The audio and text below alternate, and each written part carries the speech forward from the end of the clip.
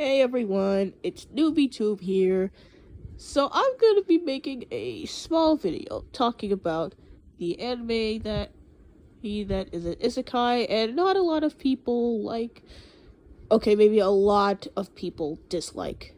And that is the anime Conception. This anime is the anime adaptation of the first PSP game while including the new features from the PS4 remake. It was produced by Gonzo, which premiered from October 10th to December 26th, 2018 on Sun TV, BS11, and Tokyo MX.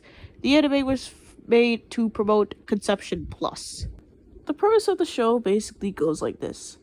On his high school graduation day, Izuki Yuji is called by his cousin Marihu Konazuki to meet up on the roof, to later be explained that she is pregnant.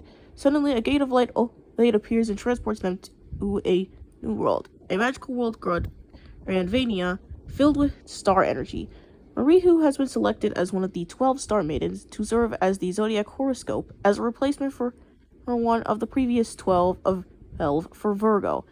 As for Izuki, he must be the father of the star children and guide them through the labyrinths to prevent the chaos of impurities to ruin Granavia.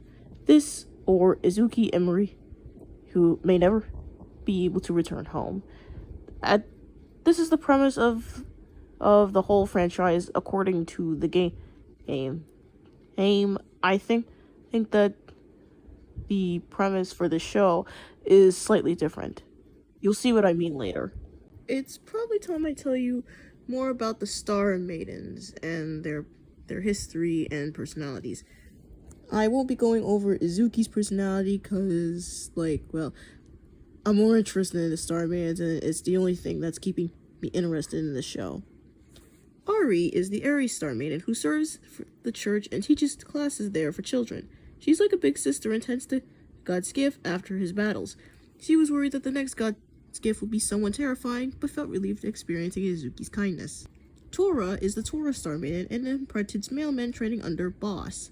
An avid runner, she speeds through town delivering letters. She has a hard time stopping when she starts running, though. She crashes into things so often she can now plummet through small trees. Her ultimate goal is to become a great mailman. She can also smell things from long distance like a bloodhound. Lilith and Lily are the Gemini Star Maiden, with two distinct personalities. Lilith loves peace and quiet, while Lily loves playing pranks. Lily is known to cause trouble everywhere she goes, leaving Lilith to clean up her messes. Getting along with both of them won't be easy.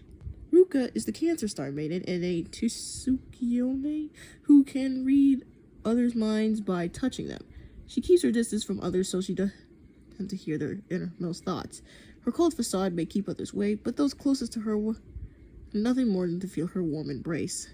Amaruna is the Leo Star Maiden and the heiress of a great family estate. She's so prim and popping that Izuki feels out of place being around her. She believes the world is a guaranteed peace due to her selection as a Star Maiden. She isn't the easiest person to deal with. Marihuka Hanazuki is Izuki's childhood friend. She thought she was pregnant, but was teleported to Granvania and became the Virgo Star Maiden after spitting out the impurity harboring her inside. The Star Maidens are normally chosen among the citizens of Granvania, so it's currently a mystery why she was summoned. Miri is the Libra Star Maiden and the Palace Mage of the Kingdom of Granvania. Her interest in research is exponentially higher than that of love or other subjects. Not even the class-mating rituals faze her, compared to the embarrassment of the other Star Maidens. Her current research, her specimen, is God's gift. Ria Monet is the Scorpio Star Maiden and the Palace Physician. She offers medical attention and advice to all Granvania, not just God's gift and the Star Maidens. She has an indelible sex appeal, but her inner strength keeps her head at her shoulders in a fight. Her sense of duty is staggering, and he is more than willing to help God's gift with any of his needs. Sue is a Sagittarius Star Maiden who cares for animals in her spare time. Her horse, chicken, and sheep are actually her own pet sheep at the Star God Academy. She wants to be a zoologist in the future so she can help any animal in need. She claims her duty as a Star Maiden is secondary to her animals. Faroon is the Capricorn Star Maiden and an avid traveling dancer. She never stays put in one place long enough to call it home. Now, however, she stopped working at a bar at Granavidia since she was chosen as a star maiden. She was got set to save the world already so she can get back to her travels. She also manages the optional quest you can complete. Colette is the Aquarius star maiden who runs a bakery in Granavidia. Her charisma attracts customers from all over the kingdom, often confessing that the universal law of revitalization pulls them into her shop. She's self-indulgent in her cuteness, using her hands whenever she can. Combined with her charisma, you can't help but give in to her demands. Yuzuha is the Pisces star maiden who paints on the side. She's extremely shy and soft-spoken. Her motivation to fulfill her duties as a star maiden is non-existent, but he's a self-proclaimed expert at giving in to things and giving up easily. She's incredibly clumsy and believes that staying quiet in the background is the best strategy to life. And finally, we have Alfie, the Ophiuchus star maiden and a star child born from a previous god's gifted star maiden 30 years ago. He's a tough as a nails instructor to the star children she trains, but is quite charming and kind when she's on duty. Having been part of an experiment to turn star children into star maidens, she was the first successful candidate to grow into her position today. There's also this weird plot twist in the show that she was the star maiden, but it was kind of obvious from the get-go. I don't even have to watch this show in full to know that this show is messed up. When I went to go watch episode 6, I was just expecting something normal, but then it just had to go and ruin it all. Especially when I read the many reviews on Reddit, and that for episode 7 as well. And episode 12 as well. This show is really messed up. And after you go watch it for yourself, which you probably won't, you will understand why I say this. Here is how I would fix the show if I was put in charge of writing it. 1. Do not make light of serious topics. For example, Stockholm Syndrome. In episode 6, it is Colette is trying to grow her bakery business and sales. Izuki tries to help by getting Femaruna, which she found out her parents own the bakery that's the rival to Colette's bakery, but Femaruna can't help saying it's out of her hands.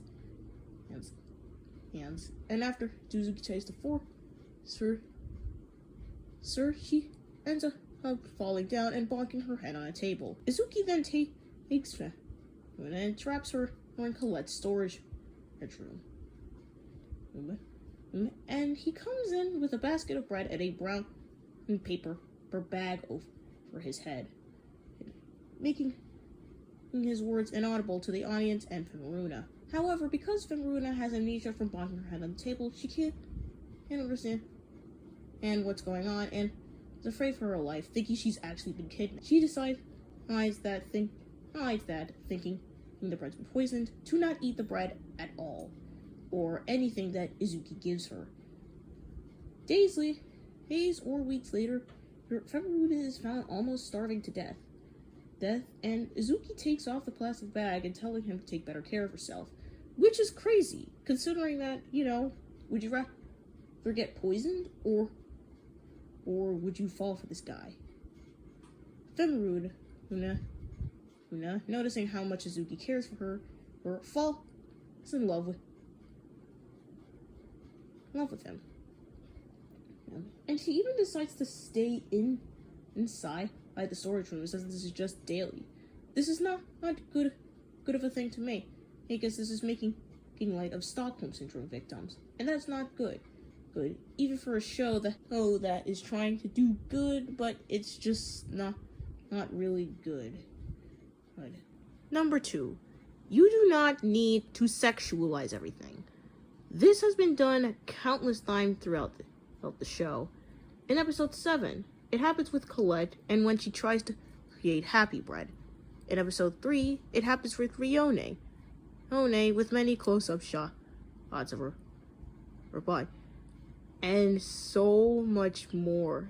Another example is in episode 8 when they were all being bachelorettes.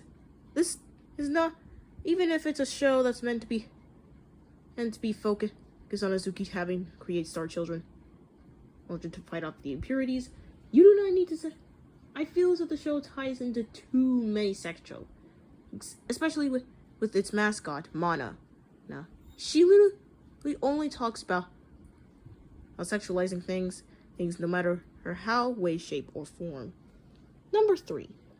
Make the characters' personalities similar to that in the games. The characters' personalities in the games weren't as sexualized and wasn't as unhinged as in the show. So they were more kinder, they're politer. They actually had depth to them that the show doesn't. I would also suggest making the show longer, to kind of indulge on more of that depth. Anyways, that's probably gonna be it for this video. I'll leave a link to the actual show in the description if you guys want to go check that out. Though maybe you shouldn't. And if you do, just remember to grab popcorn and lots of eye bleach.